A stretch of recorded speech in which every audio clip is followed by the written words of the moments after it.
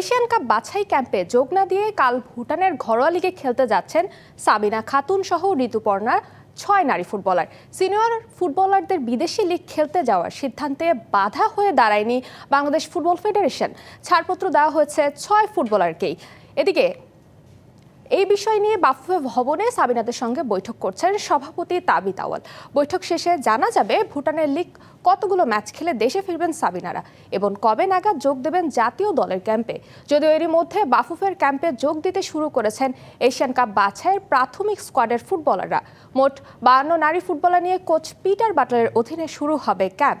অনুশীলনে যোগ দেওয়ার সুযোগ রয়েছে একসঙ্গে বিদ্রোহী করা ফুটবলারদেরও, যাদের মধ্যে 6 ফুটবলার যাচ্ছেন ভুটানে।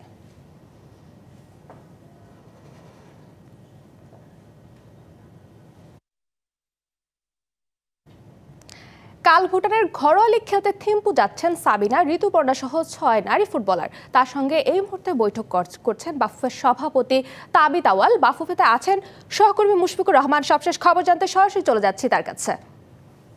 মুশফিক, আমাদের বৈঠকের সবশেষ তথ্য জানাবেন।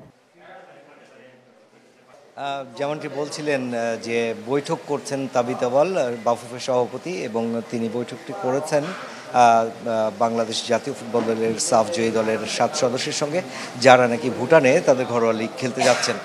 আপনাকে জানিয়ে রাখতে চাই, বৈঠক ঠিক বলা যায় না, এটা একটা সৌজন্য সাক্ষাৎ, যেখানে বাফুফের সভাপতি এই 7 ফুটবলারকে কিছু উপদেশ বাণী দিয়েছেন, যাতে বাংলাদেশের হয়ে যেহেতু প্রতিনিধিত্ব করবেন তারা ভুটানে, এবং সেখানে দেশের মান সম্মান সব কিছুকে তারা যেন মাথায় রেখে সেখানে তাদের আচার আচরণ এবং খেলার পারফরমেন্স সেটা যেন করতে পারে, সেই বিষয়গুলি তাদেরকে একটু মনে করিয়ে দিয়েছেন।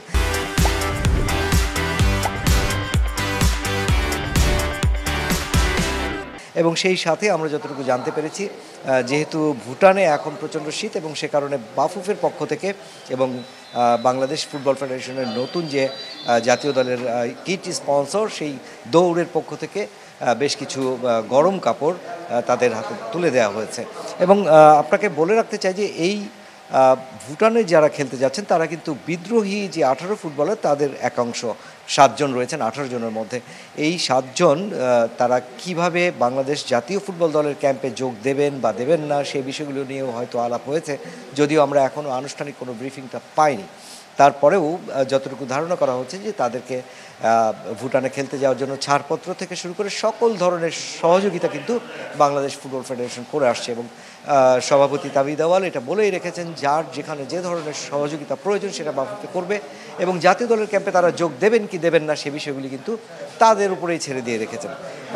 যদি একটু বলতে চাই, এই সময় কিন্তু 23 জুন থেকে 5 জুলাই পর্যন্ত মিয়ানমারে অনুষ্ঠিত হবে এএফসি এশিয়ান কাপের বাছাই পর্ব, এবং সেখানে বাংলাদেশের প্রতিপক্ষ রয়েছে বাহরাইন, তুর্কমেনিস্তান এবং মিয়ানমার। এখানে সবচাইতে শক্তিশালী দল মিয়ানমার, তারপরে রয়েছে বাহরাইন এবং তুর্কমেনিস্তান বাংলাদেশের থেকে পিছিয়ে। সব কিছু মিলিয়ে এই এএফসি এশিয়ান কাপের বাছাই পর্বে এই মেয়েরা খেলতে পারবেন কিনা, যদি তারা তাদের বিদ্রোহ ভেঙে জাতীয় দলে যোগ দেন, তবে সেই জায়গায় শর্ত রেখেছে বাফুফে যে জাতীয় দল যখনই ডাকবে তখনই কিন্তু তাদেরকে ভুটানের ক্লাব ছেড়ে জাতীয় দলে যোগ দিতে হবে। মুশফিক, আপনাকে অনেক ধন্যবাদ।